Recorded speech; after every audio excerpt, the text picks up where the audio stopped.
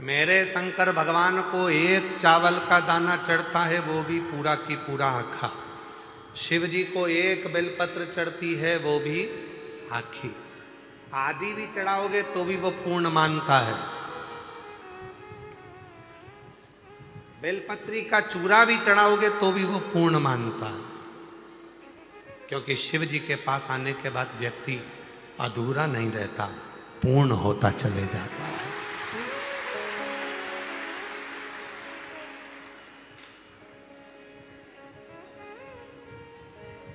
शंकर जी का दर्शन करा है आप लोगों ने?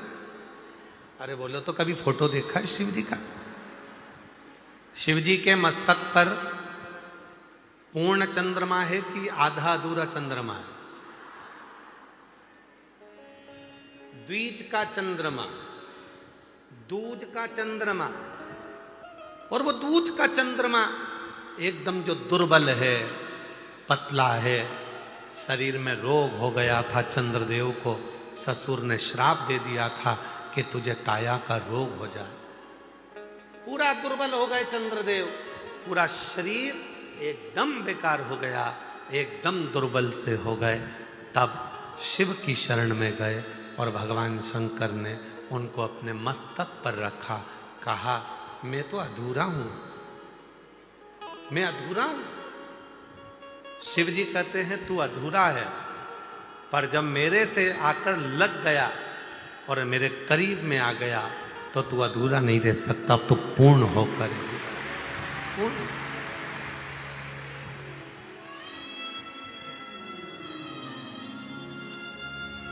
हम कितने भी अपूर्ण हो, हम कितने भी अधूरे हो, हमारा शरीर बेकार हो गया, कहीं रोग हो गया, कहीं बीमारी हो गई, कहीं धन क्षीण हो गया, कोई पैसा लेकर चले गया, कोई धन लेकर चले गया, कोई प्रॉपर्टी लेकर चले गया, कोई कुछ लेकर चले गया। हम कितने भी अधूरे हो, पर शिव के जितने करीब आएंगे उतने पूर्ण होते चले जाएंगे, उतने।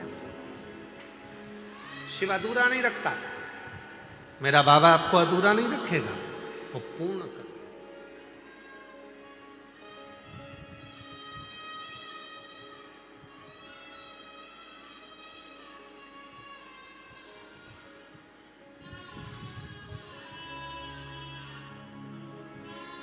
यहां कोई अधूरा नहीं है। आप आए, आकर बैठे और आपको शीतलता महसूस होने लगी। चिंता कब तक है? काय से आए हो आप लोग? ट्रेन से कितने लोग आए? जरा हाथ उठाओ जो ट्रेन से आए। रखो रखो, धन्यवाद। हमारे सीहोर के रेल विभाग को, मध्य प्रदेश के रेल विभाग को हम बहुत बहुत साधुवाद देते हैं, जिन्होंने गुरु पूर्णिमा के इस अवसर पर 24 तारीख से लेकर 30 तारीख तक, जिस दिन आप अपने घर जाओगे उस दिन तक रेल विभाग ने, रेल मंत्रालय ने 10 ट्रेनों के स्टॉपेज और सीहोर में कर दिए।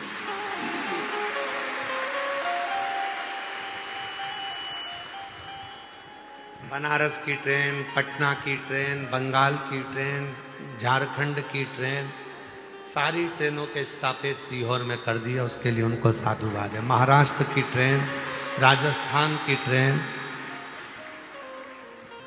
सारी ट्रेनों के स्टॉपेज सीहोर में कर दिए 30 तारीख तक, जब तक भक्त अपने घर जाए। अब ट्रेन में बैठते हो, जब तक ट्रेन नहीं आती, जब तक ट्रेन नहीं आती तब तक चिंता रहती है, कब आएगी, बहुत देर हो गई, सामान ढेर सारा है, सब उतरेंगे तो मैं चढ़ूंगी कब। चिंता में पानी की खाली बोतल लेके बार बार नल में से भर रही है।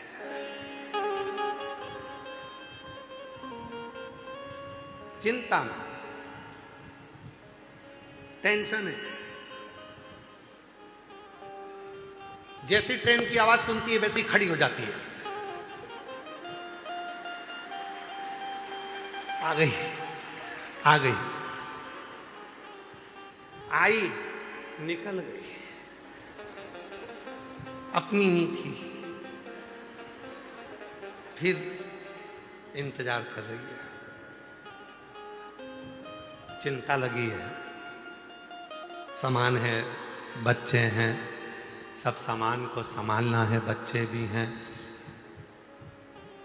और मान लो ट्रेन नहीं आई तब तक चिंता थी, पानी भर लिया, बच्चों को संभाल लिया, अटैची रख ली, सब कुछ करा, और टेंशन टेंशन, कहाँ रखूंगी, जगह मिलेगी कि नहीं मिलेगी, सीट मिलेगी कि नहीं मिलेगी, क्या करूंगी।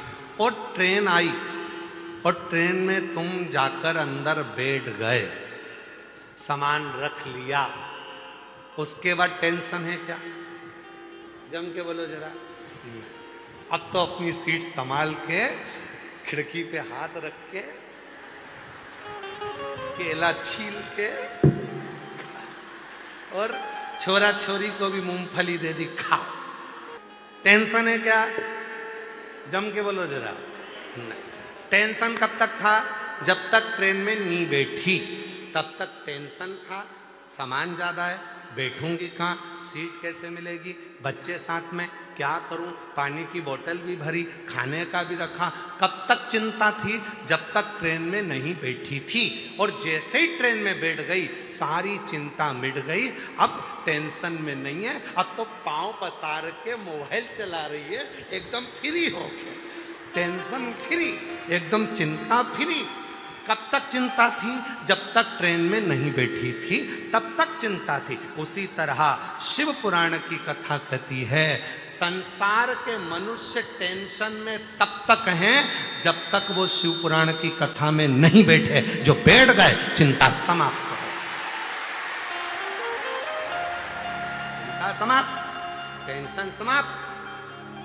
शिव पुराण की कथा में अगर एक बार आकर बैठ गए, उसके बाद तो चिंता करने की ही जरूरत नहीं है। जब चंचुला देवी बिंदु प्रेत योनि में पड़ गया और चंचुला देवी जब कथा सुनने के लिए बैठी, थोड़ा सावधानी से, जितने भी ऑनलाइन कथा को सुन रहे हैं, फेसबुक, यूट्यूब पर, आस्था चैनल पर, और जो कुबरेश्वर बाबा के इस पवित्र कंकर शंकर की भूमि पर कथा सुन रहे हैं, थोड़ा ध्यान लगाकर सुनो, सावधान।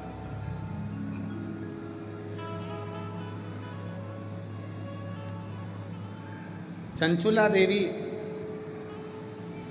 पति प्रेत योनि में पड़ा हुआ है और चंचुला देवी तुमरुका जी के मुख से कथा सुनने के लिए बैठी, हाथ जोड़े, उसने नमन किया। तुमरुका जी ने मन में विचार करा कि चंचुला देवी के मुख से कोई शब्द नहीं निकल रहा, मौन है, चुप। क्या बात है चंचुला, तुम कुछ पूछ नहीं रही हो, तुम कुछ बोल नहीं रही हो, क्या हुआ? चंचुला देवी बस हाथ जोड़कर, नेत्र बंद कर कर मौन होकर बैठ गई।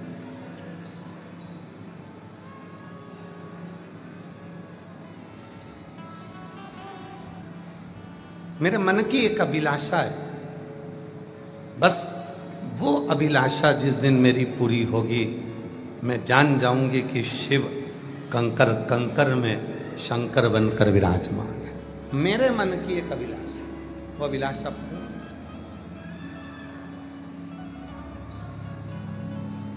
तुमरुका जी ने, भगवान देवाधिदेव महादेव जब शिव महापुराण के यजमान बनकर बैठे, पाटीदार जी शिव पुराण में लिखा है, भागवत कथा के यजमान थे राजा परीक्षित, श्री रामचरितमानस के यजमान थे काशी नरेश, पर दुनिया की सारी पुराणों में केवल एक पुराण ऐसी है, शिव महापुराण, जिसका यजमान बना भी तो मेरा देवाधिदेव महादेव बना है, भगवान शिव। इसलिए पाटीदार जी, 7 दिन तक जो यजमान बनकर बैठता है, हम उसको शंकर और पार्वती का ही स्वरूप मानते हैं। कहीं शिव जी ने कृपा कर कर आपको इस कथा का यजमान पद देकर विराजमान करा। और भगवान से प्रार्थना करना, जितने भी यहाँ पर बैठे हो और जितने ऑनलाइन कथा को सुन रहे हो, फेसबुक यूट्यूब पर सुन रहे हो, आस्था चैनल पर सुन रहे हो, बाबा से आज कथा के मध्य में ये प्रार्थना करना कि तुम मुझको ऐसी कृपा करना कि एक दिन मैं भी कथा का यजमान बनूं और बाबा की कृपा से कथा में जाकर ऐसी।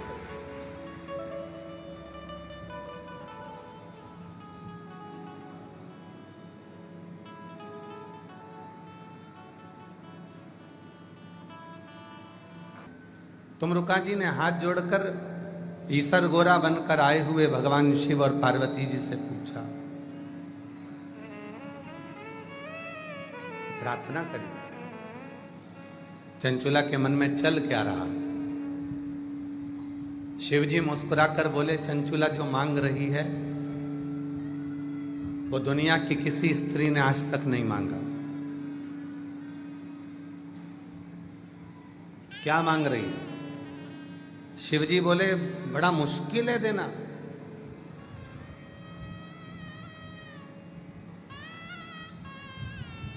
जो चंचुला मांग रही है वो संसार की कोई स्त्री ने, कोई पुरुष ने आज तक नहीं मांगा,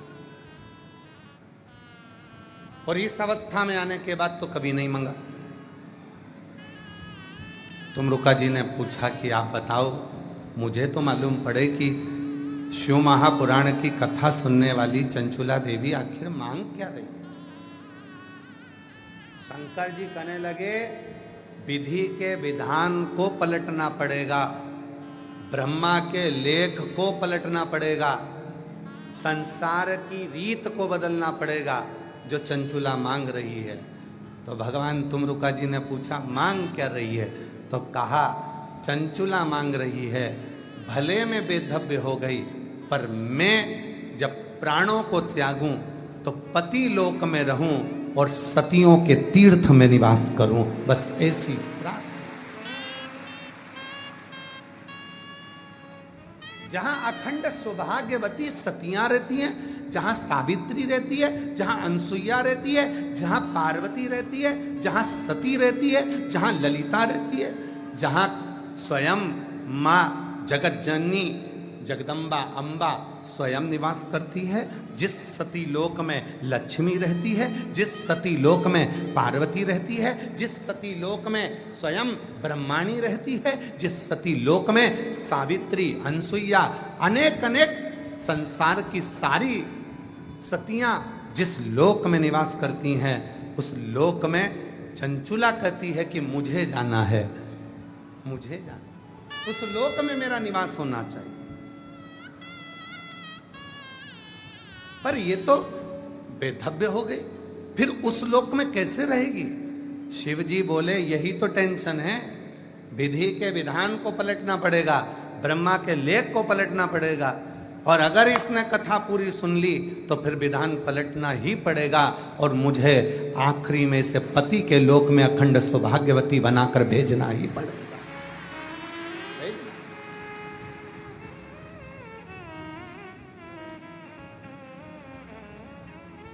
पूरी दुनिया में, पूरे संसार में, पूरे ब्रह्मांड में केवल और केवल एक शिव महापुराण की कथा ही एक ऐसी है कि कुंवारी कन्या सुने, सौभाग्यवती नारी सुने, चाहे वैधव्य नारी सुने, चाहे बच्चा सुने, चाहे बूढ़ा सुने, चाहे गर्भवती नारी सुने, चाहे कोई पलंग पर पड़ा है वो भी सुने, और उसके हृदय में जो कामना होती है वो कामना उसकी पूर्ण जरूर होती है। ये शिव महापुराण का प्रताप, जो कामना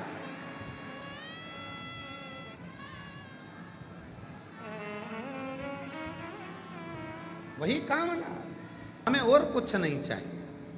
जो हमने विचार करा, तुमरुका जी हाथ जोड़कर भगवान ईश्वर और गोरा शिव और पार्वती से बोलते हैं, अब आप बताओ, क्या चंचुला देवी को वो मिल जाएगा जो उसने मांगा है? जो भगवान शंकर ने तुमरुका जी से कहा, शिव महापुराण की कथा के प्रारंभ में, महत्तम में, आज इस व्यासपीठ से आप सबको कहूं, शंकर जी ने अपना स्थान छोड़कर खड़े होकर कहा, सुनो तुम रुका जी, केवल चंचुला नहीं, संसार में जन्म लेने वाला मनुष्य अगर दिल से मेरी इस पवित्र कथा को श्रवण करेगा तो जैसे चंचुला ने जो मांगा वैसा उसको दिया, और जिसकी जो कामना होगी उसको वही प्राप्त हो जाए। जो मांगा उसे वो मिल गया। जो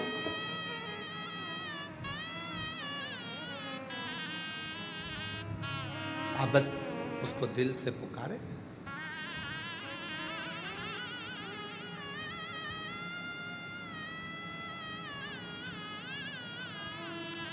कल एक बात कही थी, एक प्रदोष ऐसा होता है जिस प्रदोष में अगर प्रदोष काल में बेलपत्री का पौधा लगाया जाता है और उस बेलपत्री के पौधे के नीचे प्रत्येक प्रदोष में अगर दीप लगाया जाता है तो व्यक्ति एक जन्म तो क्या 71 जन्म तक भी कभी कंगाल नहीं होता, धन वैभव में बढ़ता चला। कौन सा प्रदोष है? कल बताया था पाटीदार जी। कौन सा प्रदोष? रवि प्रदोष। कौन सा प्रदोष? रवि प्रदोष।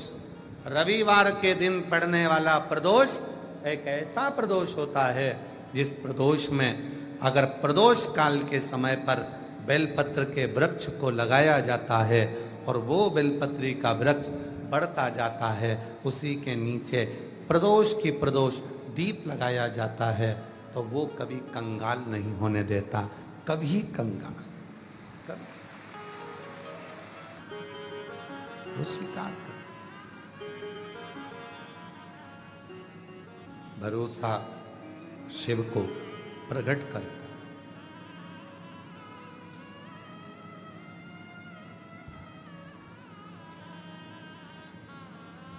आपकी वाणी से जो शब्द निकल रहे हैं, आप भगवान से जो प्रार्थना कर रहे हैं वो स्वीकार करेगा, ये निश्चय। अगर भरोसा है तो एक लोटा जल चढ़ाने कौन कौन जाता है? हाथ उठाओ जरा। सभी जाते हो? रखिए, प्रणाम।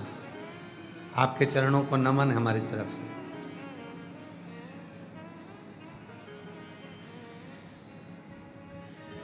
आप जब एक लोटा जल चढ़ाने के लिए जाते हो